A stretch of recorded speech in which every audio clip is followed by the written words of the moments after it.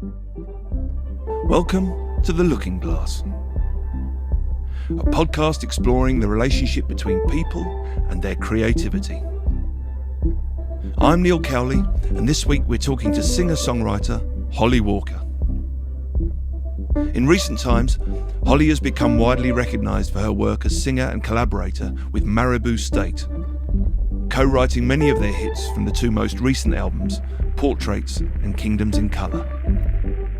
This culminated in memorable appearances at Glastonbury and the Secret Garden Party, as well as extensive tours of the US and Europe. Having turned her attention to her all-consuming solo project, Holly has spent the last 6 months in her own self-imposed lockdown, honing a new collection of songs. We catch up with her at her studio from her home in North London. This episode was recorded in May 2020. Yeah, when we were setting that up there, you were highlighting a problem that I have, and that a lot of, faffy, overly graceful creatives have, which is, I don't understand how these three prongs go in the wall. Yeah. It's a disease that besets you the moment you go anywhere near a stage or anything creative. Yeah. Funnily enough, I don't know if you've come across him. There's a guy called Ian McGilchrist. He's a professor. He lives up somewhere in the Highlands. And he's done some really interesting talks online where he talks about the two sides of the brain. You've got the right side and the left side. And his book is called The Master and His Emissary. And he talks about how he believes the creative side is the master. I think that's I didn't write the book, but I think that's your left side is the master. And he talks in depth about how the left side is open to new and revolutionary things, and the right hand side is there to sort of keep you in check and ensure your safety. So, as an example, he cites. Let's pretend you're on the other side of the. I'm ranting on here. I hope you don't mind. I love it. So he cites that he says, imagine if you're on the other side of the world and you're in a strange room, like say a hotel room. Yeah. And which I'm sure has happened to both of us, and you hear a strange strange noise in the bathroom. Total fear. Exactly. And as you get up in the dark and you make your way towards that room, your left-hand brain creates all the things that it could possibly be. So it could be a dragon, a ghost, a monster, an ogre, a burglar, all these things. And by the time you get there, it's computed all that information. It's served it up to your right-hand side. And by the time you put your arm round and turn the light on, your right-hand side has ascertained exactly what it is until you get right to that problem. And there you find it's something that's just fallen off the shelf. Yeah. And then it all makes sense. And that kind of how you take on new material, how you take on new things, is you digest it in this way. You're available to all the possibilities, and then your right-hand brain goes, actually, it's really boring. It's just I'm going to make it boring. Yeah. But it's funny that we still, well, I do anyway, as an adult, entertain the idea that it could be a dragon or a ghost, because we don't have any information, sort of previous experience to say that, well, it's been a dragon before, so it could be again. And yet we continue to think, but maybe this time it is. And we create grown-up dragons, don't you think? Yeah. Yeah. I mean, this is why I sleep with the light on in hotel rooms when I'm on the other side of the world. Yeah. Total. Do you actually? Yeah. I can tell by the way you're moving your eyes, you actually mean that, don't you? Yeah. The Maribou boys used to take the piss out of me because I would build a booby trap in front of my hotel door every night, like in case someone tried to come in the room. So I'd tower up loads of stuff. So if someone opened the door, it would all knock on the floor and I'd wake up. No, I mean paranoia, major paranoia. Wow. Yeah. I love the way that you say that with a big smile on your face, like you're okay with this, that you're used to this about yourself. Oh, it's just pathetic, but I can't. But yeah, I just roll with it. I mean, we had an interesting conversation on the way here, which in itself is a delicate conversation, because we discussed that you're not overly comfortable with this kind of thing. I mean, bless you for talking to me, but the irony of that is, it makes you a perfect candidate to talk about this, because I think anyone's idea of a singer, for instance, would be someone who just likes to go on about themselves, really wants to talk about themselves. Yeah. And yet I find the best artists I've met are the ones that actually, strangely, this is the most alien thing. They really, really don't want to reveal any of themselves. And in a way, the whole artist performance and the artist guise is in a way of making sure you put as many things in the way as possible to revealing that. Do you feel that you fall into that category? That's so interesting. Yeah, I suppose I've never really thought about it like that. But I definitely fall into the category of having massive stage fright, massive fear surrounding people discovering things about me. When I started performing, I used to get so frightened that my body would actually start trying to go to sleep. Do you ever get this? The yawns when you're really scared? Yeah, really badly. Yeah. Oh, that's great. It's the worst reaction because it's like, it's the opposite of what you need. You need this burst of energy. You want to bowl on stage, like looking like you own it. And instead you're just a sleepy little mouse. Like, I'm sorry, I recognise this so sharply. I'm struggling to contain it. It's so annoying. And I used to get that so badly. I'd literally be sitting on stage, like just me and my keyboard when I used to do gigs like that. And I'd be in the middle of a song just thinking, I've got to go to sleep. Like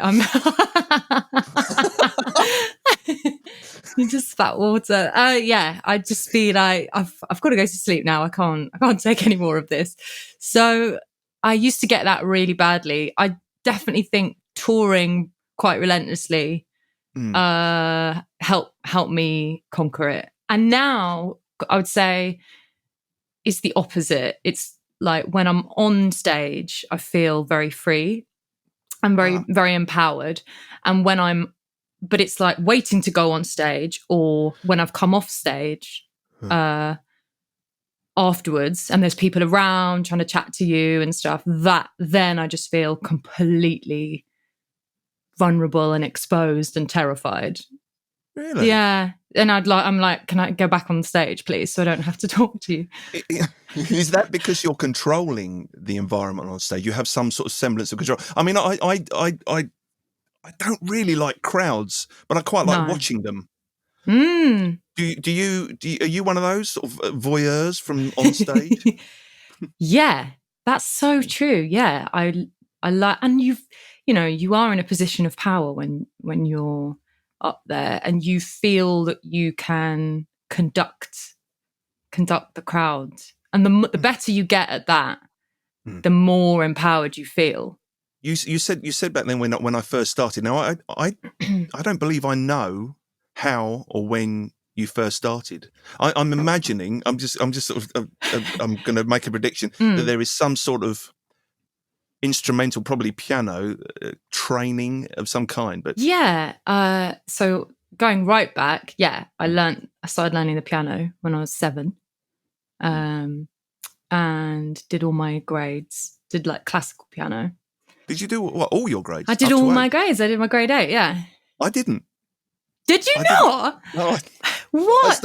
I stopped at 7. You imposter. You said I thought the whole point we weren't going to reveal things about you. Now we're revealing things about me. I don't. I didn't do grade 8. Why? What happened? What happened? That makes you better than me. I'm sure it does in the eyes of the Associated Board. I'm sure it does. Better. Officially better.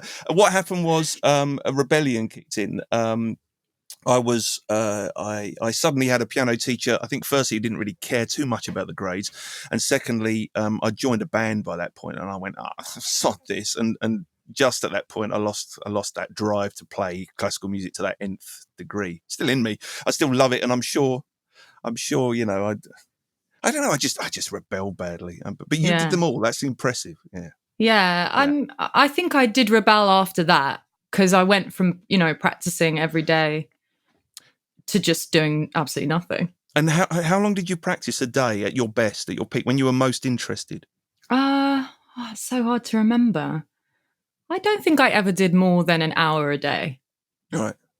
But you see, you do strike me that there are similarities between. I find this a lot of people who've been dragged through classical education. I mean, track your edge backwards. Well, I mean, my mum forced me to. Every day was an argument about doing piano practice. You're nodding as if that was a thing. Is that a thing in your house? Yeah, for sure. So I think I see this with ballerinas. I see this with all sort of classical musicians, that they tend to have the twitch, and it's I think it sets up in you a neurosis which makes you feel as if you're never quite good enough. Yeah. Oh, massively so. Massively so, because from the very beginning you're being told, here's Beethoven, here's Bach. You'll never accomplish this, even in your wildest dreams. And so now you can go away and have a little go at it if you want to, but that's from the beginning.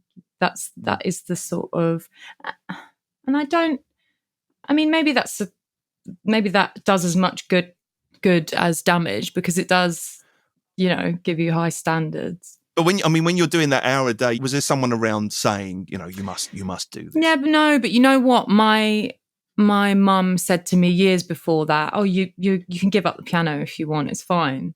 I don't have pushy parents. They were both pretty chilled, actually. So my mum helped me. She would sit next to me and be like, come on, let's do it. But she always said you can give up if you want to. So I actually do think that the person I'm trying to please is myself. It's definitely a competition with myself. And with the singing, when did the singing apply itself? Was this something you started doing communally with choirs and things like that, or did that come from some other angle? I always sung at home. My family all sing, not in any kind of professional capacity, but all of us sing, like all my cousins and aunties and uncles and everyone. Just normally, just around the house, in long car journeys. You'd be driving off on your summer holidays and we'd just sing for hours on end, and do all the harmonies. And I never thought it was weird until I grew up and realised other people didn't have that experience. But I think that's marvellous. Don't you think that's a beautiful thing? I'm so grateful. Yeah, it was my mum. She taught us all these folk songs and like old English songs. Oh, really? Yeah, and that she had learnt at school. She had her old school songbook, and my mum plays a bit of guitar, and she taught us all of those songs. We just didn't think anything of it. It was just completely normal. Sang at school as well. Always put myself forward for the solo and stuff. But I wasn't having lessons or anything. I just liked doing it. And then I started singing in a band when I was about 17. So it seems to me like your relationship with your voice is a constant, and actually, it may be me perceiving that you sometimes struggle with it in the way that I do. I mean, I struggle with my piano playing. I struggle with it as a thing. Recently, I've struggled with how it's had a hold over my life. Or rather, I stepped away from it so I could understand what that hold was, and I discovered that there's no getting away from it. I mean, yes, I love that. But the piano was thrust upon me as a child. I clearly had a talent for it, and my mother wasn't going to allow anything to get in its way. So she would get cross with me, and she would make me do all this practice. And I just at the point when I was resenting and hating it, a friend of hers came along at work and said, "We're starting a soul band," and I was liberated through soul music. I was introduced into a band. They were in their late 20s, and I was I was about 13 or 14, and they introduced me to all this new music which I hadn't heard before. And I was introduced to going out late and going to pubs and all these things, and it was a whole new life. And so it signified my rebellious stage, and music then became the vehicle for that. Consequently, actually, and I think we've discussed this once whilst walking along the road, I think you and I find the nicest, most happiest music in the soul area of life. I think. Well, I certainly do. Speaking for myself, totally. Yeah, I mean, if I'm going to listen to a nice tune, and what's the music that I would like to write that would manifestly represent my happy place? It would be soul music. And I always, as soon as I sit down at a piano or a keyboard, I play soul music. I play soulful chords. And it's only when my brain kicks in that I start writing this melancholy nonsense that just sounds like a neurosis. Oh, I love that. That's so interesting. But I think you alluded to the fact that perhaps you might have this same thing. I think a lot of voices come in when I'm and a lot of questions about who I am. I think I struggle with my identity as an Englishman, like I'm an Englishman and therefore I'm from these islands and I need to say something that is of these islands and is of my experience. Yeah. And I wondered if you, knowing that you're a bit of a soul girl as well in there somewhere, I wonder if you also have this conflict and conversation. Oh, so strongly. And I think that's so interesting about the chords that you lean towards before you started thinking. And then because that was a huge problem for me for years, trying to get over the classical music training. And because, it's blues chords that just feel right, and blues like licks when you're singing that feel right. You're really good at them. Oh, thanks.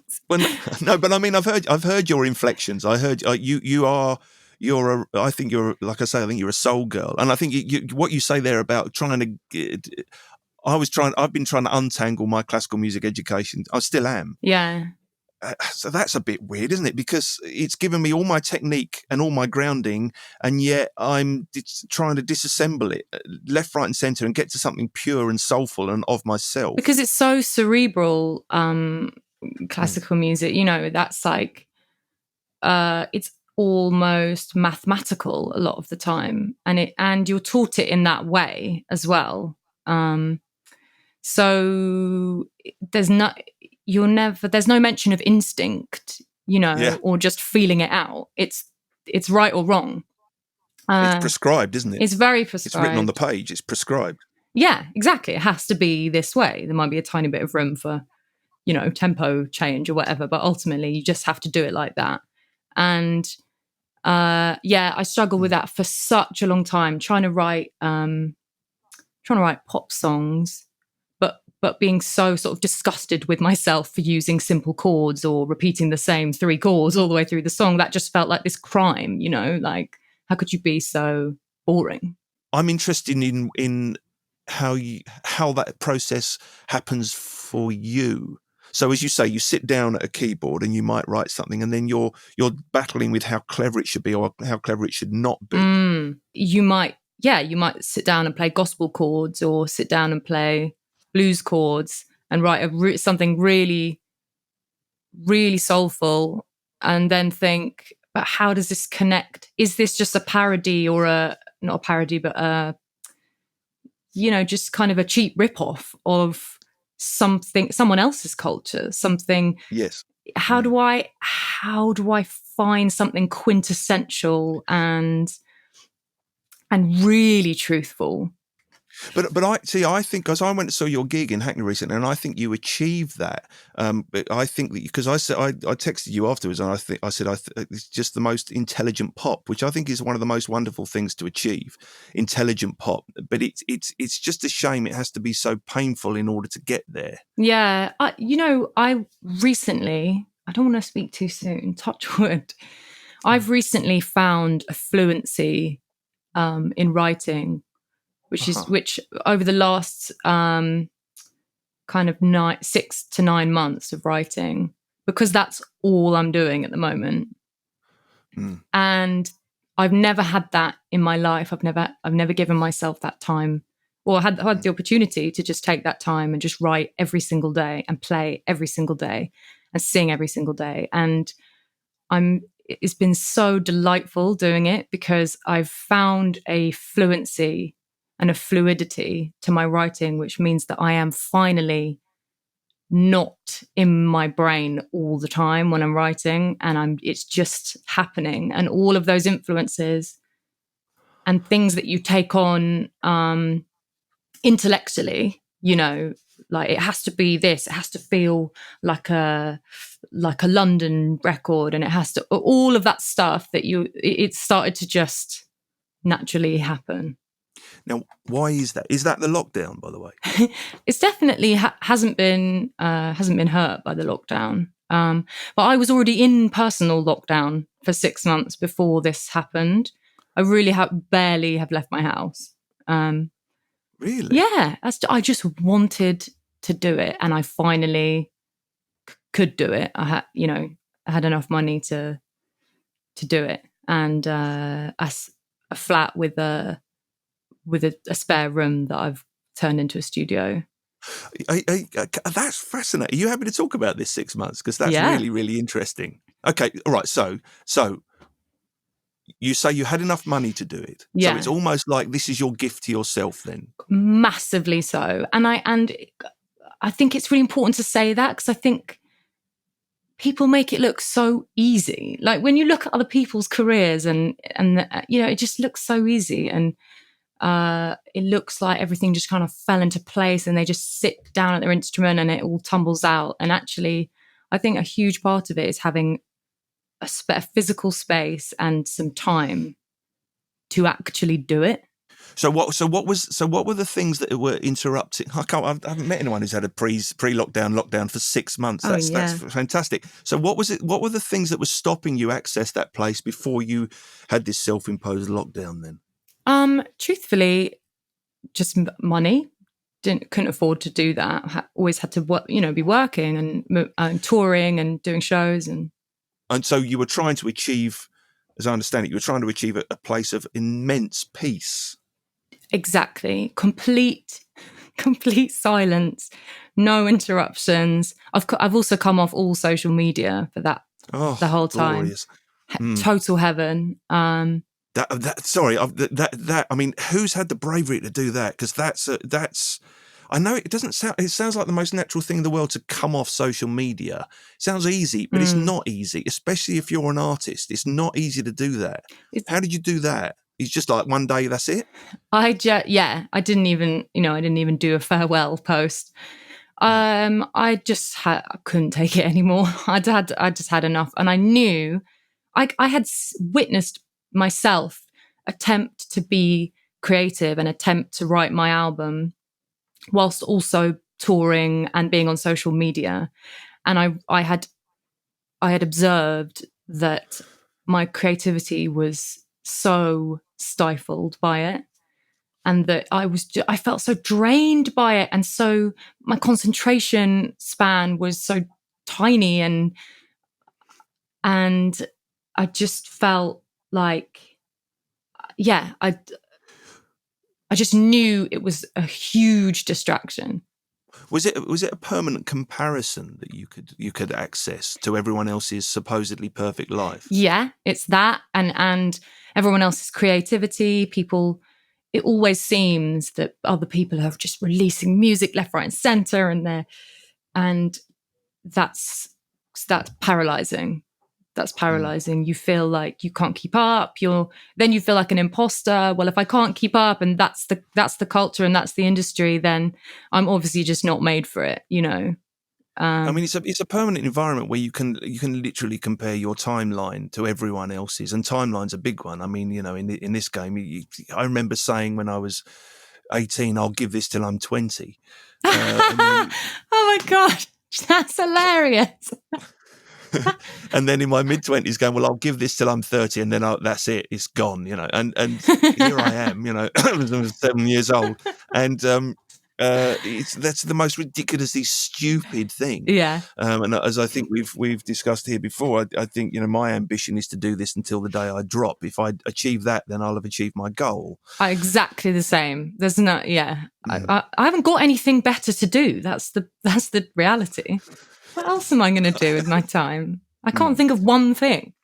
I think even more than those elements, which, by the way, are quite insidious. I think it's quite hard to tell that that's what's happening. You don't necessarily go on social media and then recognize and acknowledge, oh, I feel like shit now. It's much more insidious than that. I agree. It creeps up on you. It's a creeping sensation of total dread, which you don't realize where it's coming from. But even more than that, I think it's the reduced concentration span. Because then when you do give yourself a day and you don't check social media and you go and you try and do something, your brain is just a big puddle of mush. Yeah. That was my experience anyway. Well, because I actually have a very manifest problem with social media and the phone use, which I find it's sort of symbolic and real, which is my thumbs bloody hurt. That's so bad as a pianist. That's terrible. What I'm saying. I mean, I do have. I'm wiggling my thumbs at you through the screen. RSI. I do have RSI on my thumbs, and I say to myself, "Well, it's a business thing. I mean, it's just the nature of business these days. I have to email and stuff." But it's bloody awful. And you know, so it's sort of interfering with my brain and my mental health, and it's also interfering with the very tools that I use to create in the first place. Yeah, because it hurts when I play. See that? I mean, come on, that is the universe telling you something. It really is. I mean, you know, it's like being a smoker and saying, I can't understand why I have this hacking cough in the morning. I nearly die over the sink every morning. Now, it must be the garlic I had last night or something, you know. Whilst you're lighting a fag, yeah. I mean, you just lie to yourself. You lie to yourself.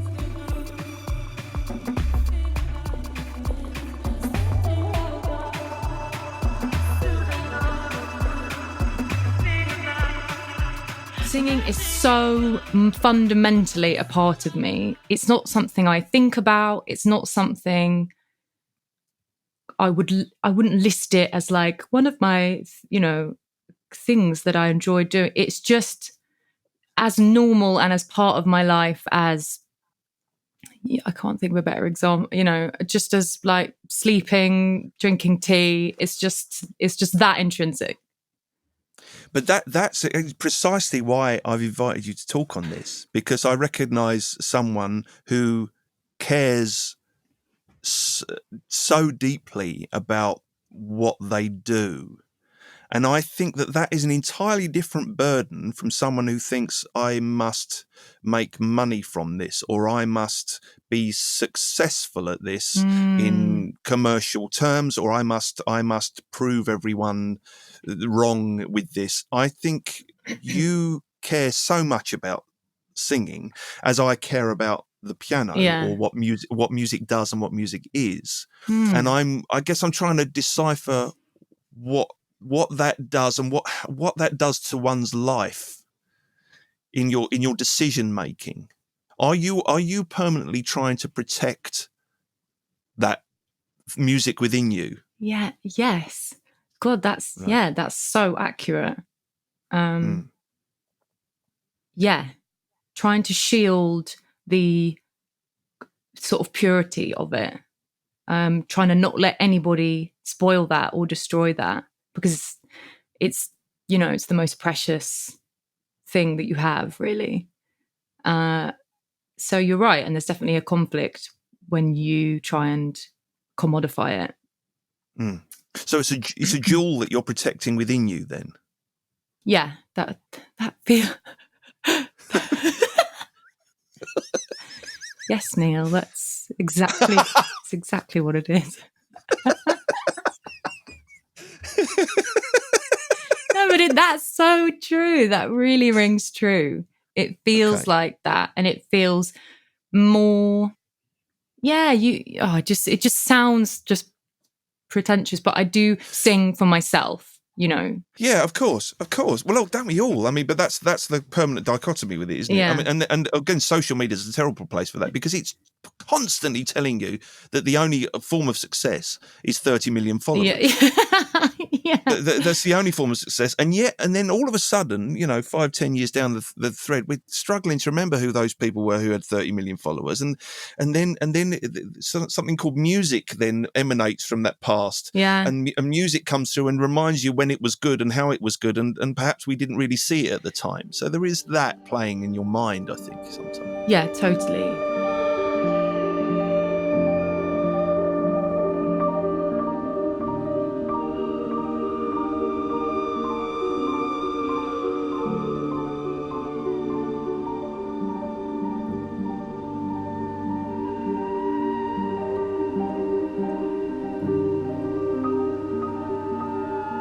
I think you're really hidden.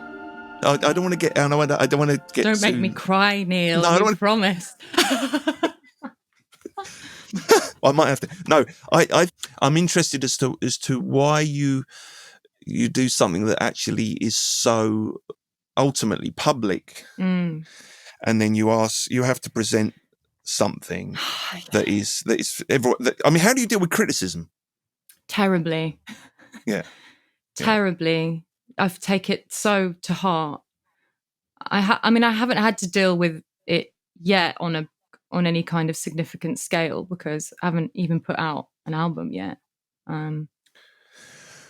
But that's an interesting subject because no, you haven't, have you? You haven't put out an album yet, and yet, I mean, no, don't pull a face. Don't pull a face. No, it's fine.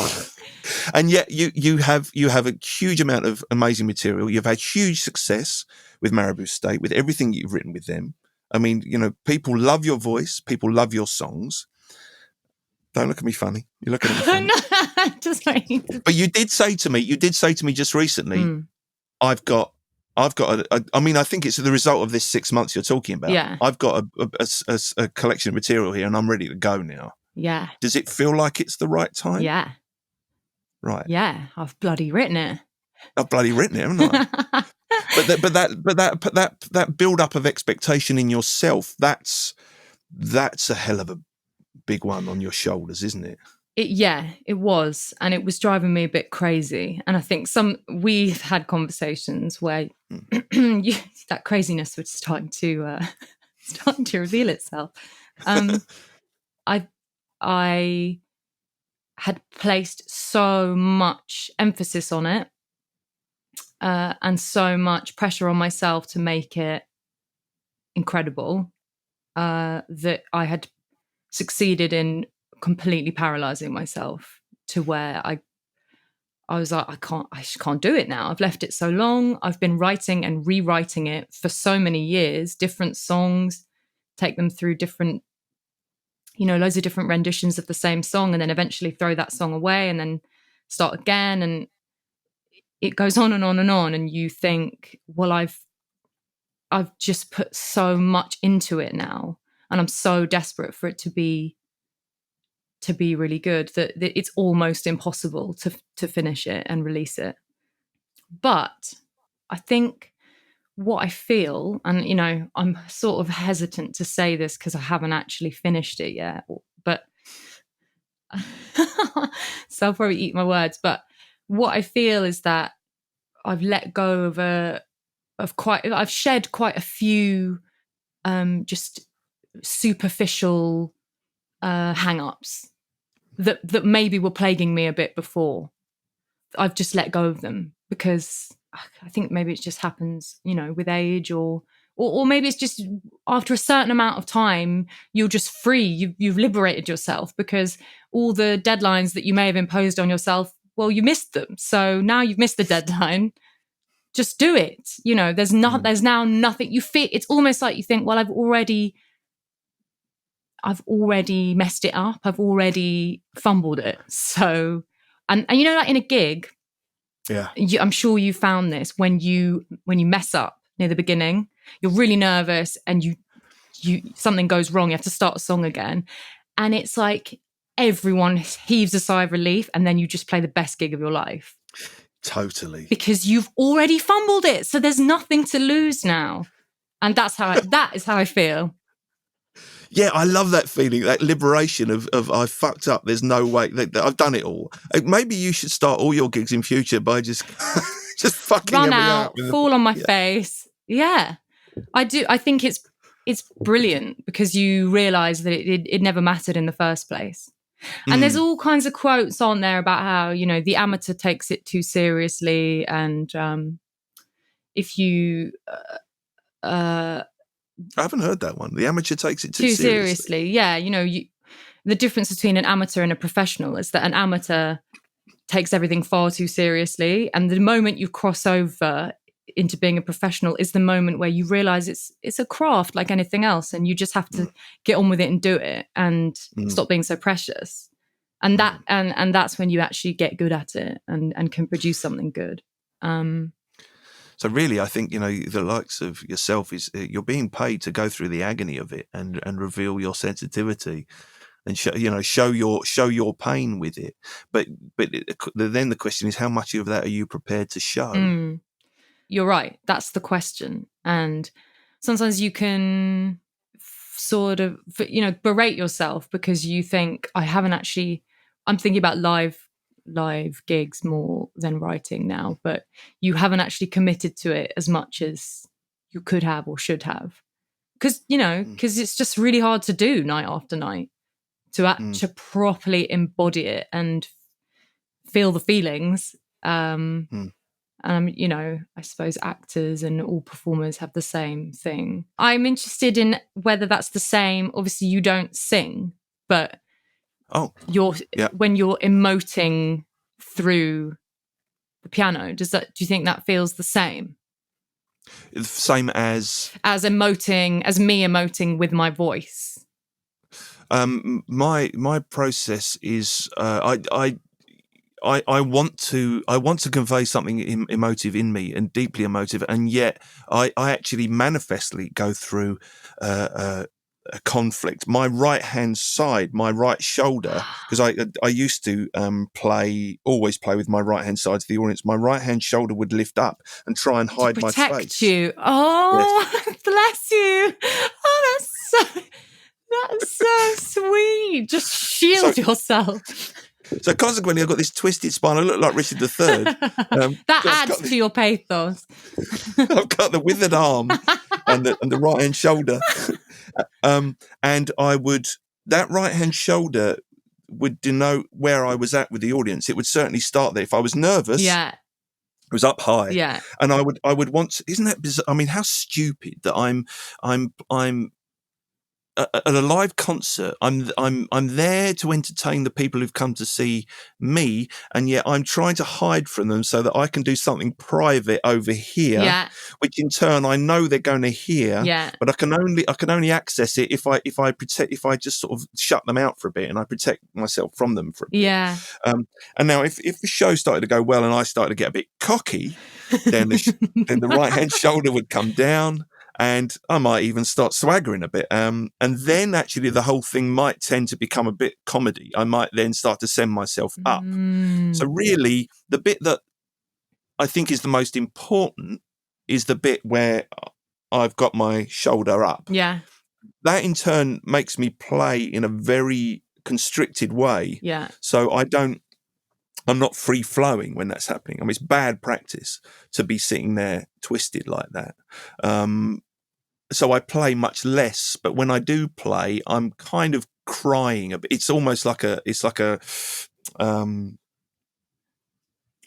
note feels like I'm pulling something out. I'm pulling something out, and I'm laying it out there, and I'm almost frightened to play. But when I do, there's enough technique in there to sort of pull it out the piano. And then, if you get a little bit more confident with it, I suppose you start to play the room and you hear the silence and you can almost hear everyone breathing, and then you sort of use that. But it's essentially, I'm trying to let people in on a private moment in a public place. And that's a screw up. See, that's so fascinating because I am just thinking about it now, and I feel the kind of the opposite when I do perform with my keys in front of me, or even just a mic stand in front of me. I feel obstructed, like I feel there's an obstruction between me and the audience, and I'm at my most comfortable performing when I can just hold a microphone and go to the very front edge of the stage and get as close to people as I possibly can. It's almost like then it's a real human exchange, and it feels like just an actual conversation, an actual dialogue. Whereas, and that's when I feel most relaxed about it. That's amazing. I mean, everything that we've said up to this point wouldn't suggest that that's where you'd be most comfortable. I know. What I don't. So your privacy, one would assume, would be completely compromised by going right up to the audience and delivering it like that. Yeah. And it's not. It's not because... Is that because it's just the voice? It's the voice that's... It's the music that's in control, perhaps? I think it's because I like one-on-one interactions with people. That is where I feel most comfortable. You can, there's more trust there, and you can really gauge what's going on in the interaction. And so if I'm stood at the back of the stage and there's loads of equipment between me and the audience, and there's lights in my face, and all I can see is just a kind of seething mass of faceless people, that's frightening. That's nightmarish. I agree with you. Whereas when some people want the lights in their face so they can't see people. I'm the absolute opposite. I want the lights on the audience so I can see people's actual faces and be like, oh, there's a person. There's a real bloke. I think that's again, that one-on-one interaction. That's kind of how I feel. I do feel that. I feel. The first gig I ever saw was Chris Rea at Wembley Arena in God knows what year in the dark age. Who's Chris Rea? Sorry, who is Chris Rea? Oh, sorry, Driving Home for Christmas. Do you remember Driving Home for Christmas? Oh, yeah. Okay. Remember that? Or what was his other? He's got loads of hits. Vaguely. What does he play? Fool if you think it's over. You know that tune? No. Elkie Brooks covered it. Wow. Age. I'm sorry. Age. I don't, but yeah. No, my age. Anyway, I saw him at Wembley Arena, the Driving Home for Christmas tour, and the guy I was with knew the bass player, an Irish guy called Owen, and he said, my mate who wasn't a musician said, how on earth do you go out there and do this every night? And Owen said to him, I just find one person in the audience and I play to them. Yes. I saw you play up in Hackney, and my perception of your gig was very different from yours, I think. I'd quite like to touch on that because I think you didn't enjoy it as such that particular night. Yeah. Is that fair to say? Is this my Oslo gig? Yeah. I think you sunk a bottle of wine beforehand, and oh my God. Well, maybe not a whole bottle. Yeah, I think I was very anxious, and there was quite a lot of technical stuff to think of as well, which is always a complete. I hate that. And just because me and my band just hadn't done. We'd only done one other gig, or maybe two other gigs, so you're just not at ease with it yet. You really feel like you're still feeling it out. I think you felt you said you felt you were disconnected from it, and you felt almost like you were watching the gig from somewhere else. Oh, that's right. That I was so nervous. Now I'm remembering that I really did have that out of body thing where I was sort of watching myself from above, being like, "Oh, lucky you know how the keys go," because it just seemed to be. Yeah, I didn't. It's so annoying. I hate it when gigs are like that. Also, playing and singing at the same time for me it's just quite hard. I found it quite encouraging because I was encouraged. It's always good to remind oneself as a performer that what you see and what other people see are two totally different things. And I would pride myself on feeling qualified to assess your gig from out there and go, well, that's a good gig or that's a bad gig. Yeah. And did I enjoy it or did I not enjoy it? And why didn't I enjoy it? And I enjoyed it. And I really enjoyed it because the songs, I was hearing quite a few of the songs for the first time. I really enjoyed the songs. I really enjoyed the lyrics. I thought the atmosphere in the crowd was great. I thought you guys nailed it. And it reminded me of that, the adage I used to use with my old band. I'd say, for me, if the gig was 95% good, I'd go home and cry into my pillow. Yeah. It was only if it was 100% good that I would feel okay. However, the audience would quite happily put up with 80% and go home quite happy that they'd been treated to something rather wonderful and they could pick out the bits that they enjoyed. It wasn't enough to convince me that was okay, but I would try and comfort myself with that. Yeah. And I suspect that maybe your gig that night was 90% okay, and I had 100% great. I had a great time. I enjoyed your gig. I think I am sort of genuinely quite happy with a gig when I don't completely forget what I'm doing. I mean, not that I do that often with gigs, but I just assume, I always assume I'm going to. Yeah. This is specifically when I'm playing keys and singing at the same time. Right. With singing, what's the worst that can happen? You forget a lyric. You could just kind of coast over it.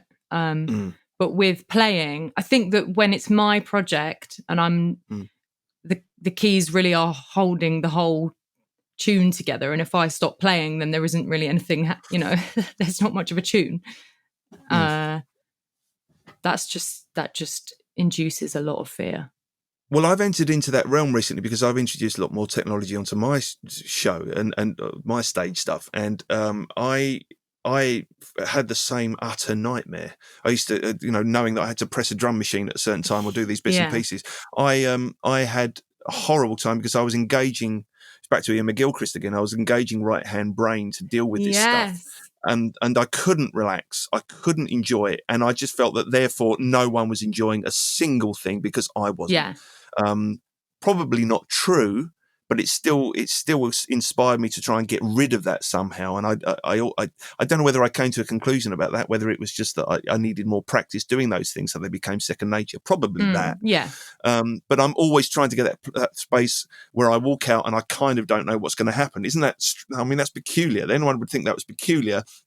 I was walking along the road with I live in a village, and I was walking along the road with someone who worked at Nestle or something just not so long ago, and they said they had a speech to give on Monday, and they'd written it down meticulously, and I said, well, I'd probably just go in there and just start talking, and he had a whiteout, he had a whiteout. It was like, how on earth do you do that? And I suppose years of accessing that feeling where it's just you feel that freedom and you enjoy it and you actually flourish in it. Yeah. What? And I think when you're playing and singing, you're immediately accessing something that needs to be structured. Yeah, that you're so right. The multitasking element of it just means it's that bit harder to get into a really fluid, free-flowing kind of state. I just wanted to now, as a parting shot, I just wanted to talk about this collection of material now. That you are on the cusp of recording and completing, say. I suppose I'm trying to find the essence of what it is about that. You say you've been free flowing and you've been accessing a side that you've been wanting to access for a long time. What do you feel you're saying? Are you saying within those songs, are you talking about yourself in this collection of songs, or is this a guise? Are you, Holly J, Holly B, Holly V, Holly W? Are you something else? Are you? No. No. I wouldn't know how to approach that. I love the idea of that. Becoming of being an alternative person for something. Yeah, taking on a different persona and having an alter ego. That's great. I'd love to do that, but I mean, it's taken me this long to figure out how to just be myself. Yeah. So, which is entirely valid and an entirely that is one perfectly acceptable way of approaching art, and many have done that, and then many have done the opposite. They're both completely valid, and I'm like you. I admire. I was like, what's Beyonce? She goes out as Lady something, doesn't she? What's her what is that? It's Sasha Fierce. Sasha Fierce, yeah. I mean, I really.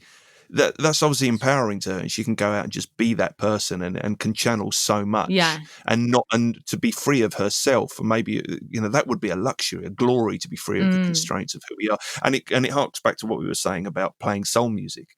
Is maybe if you could be a completely different persona, you could get away, you could excuse yourself for going down a certain avenue, you could explore it. Yeah, that would be a lovely thing. However, but you see, I think that's completely true, and I think I do indulge that in my writing, and I'm trying to do that, and if I seem to be writing a soul song, like let's go all in, let's see where this goes if I try and take myself out of the equation. But then I start creeping back in again into the equation later, when once the song's already started to take shape. And I guess with the lyrics, then it starts to be more, because if you have to deliver these words, they really have to feel, it feels like a manifesto sometimes. They really have to feel authentic. And so I think it can be a useful tool to kind of indulge different, because we're all multifaceted and we all have different versions of ourselves. And so I think it's helpful to indulge them all. I mean, I was fascinated to find out that Joni Mitchell actually was writing about other things, or just seemed to be writing about stories that she invented in her head. Really? And I think everyone was very disappointed with that, because they have this idea that Joni Mitchell is everything that she sings about. And she sort of went, well, no, I'm not really. I'm as, it's just like my paintings, really. It's nothing to do with me. It's just a tale or an angle or a character. Yeah. And I've never done that. I mean, I don't sing, but I've never operated under those rules. And you haven't either, from what you're saying. It's just, it has to be personal. It has to become from you. Those lyrics have to be something, as you say, that you have to go out and deliver and believe in, and you have to back them up, don't you? Yeah. That's it. You have to believe in it. If you don't believe in it, I don't think other people will. And maybe it will change. I'm interested to know what happens after this, in the next era, because maybe that would be a natural progression to then just start writing about other people's, just starting inventing stories. But for the moment, it's all pretty. Well, I can't wait to hear it. Yay! I can't wait to hear your album. Oh, my album? I'll send you my album. My album's done. Is it completely? Is it completely done?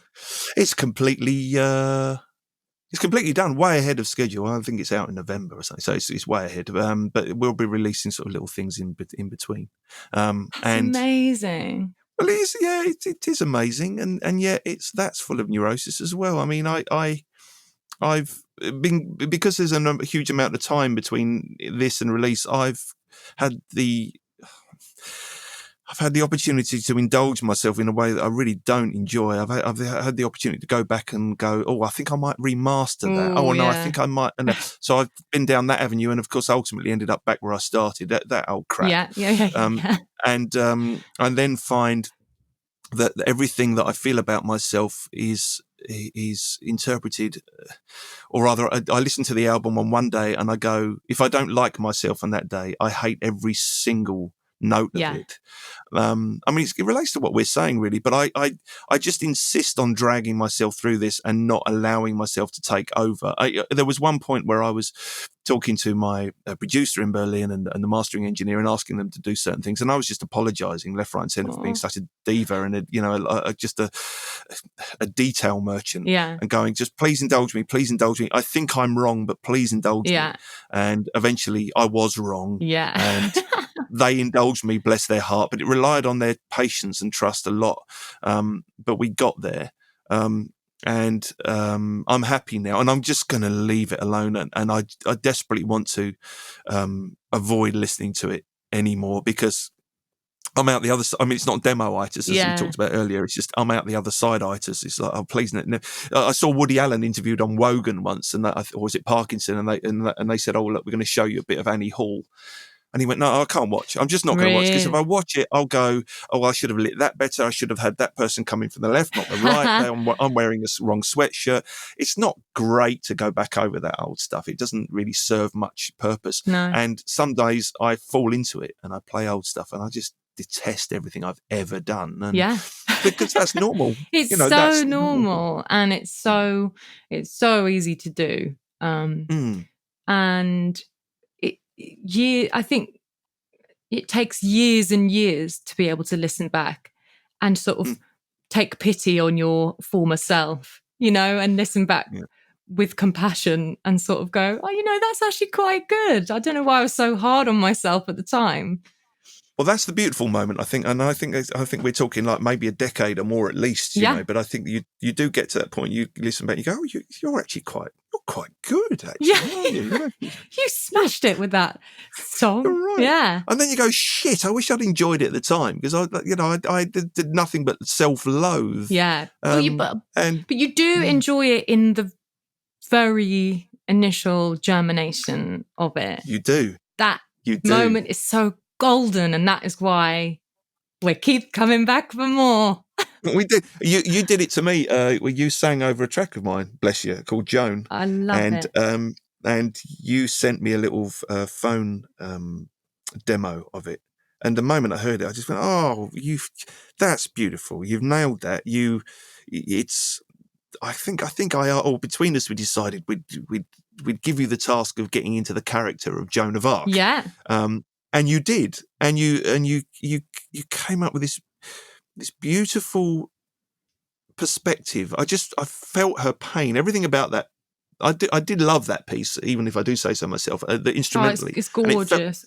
Thank you. And it felt like pain.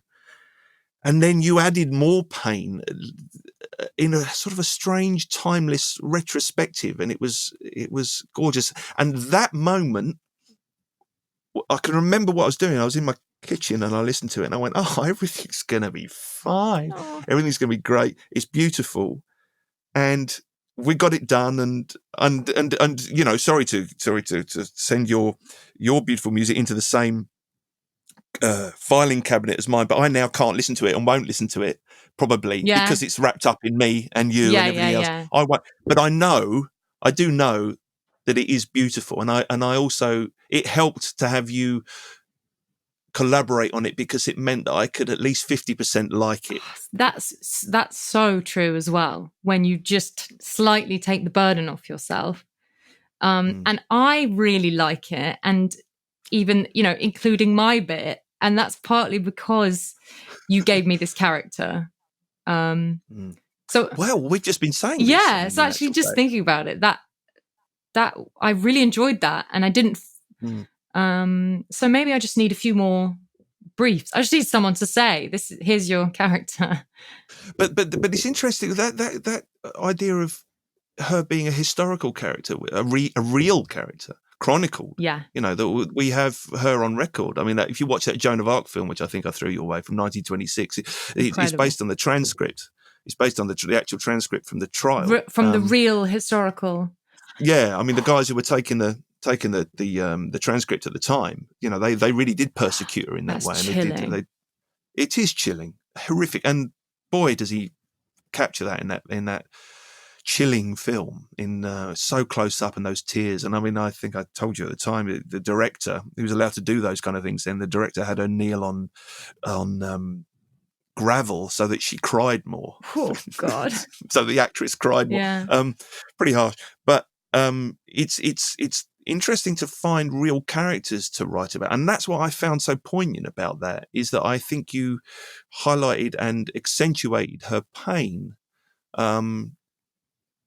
in a way that you couldn't had you invented a character from scratch, perhaps. Totally, and actually, I'm just going to contradict everything I said earlier, but it gives you permission to tap into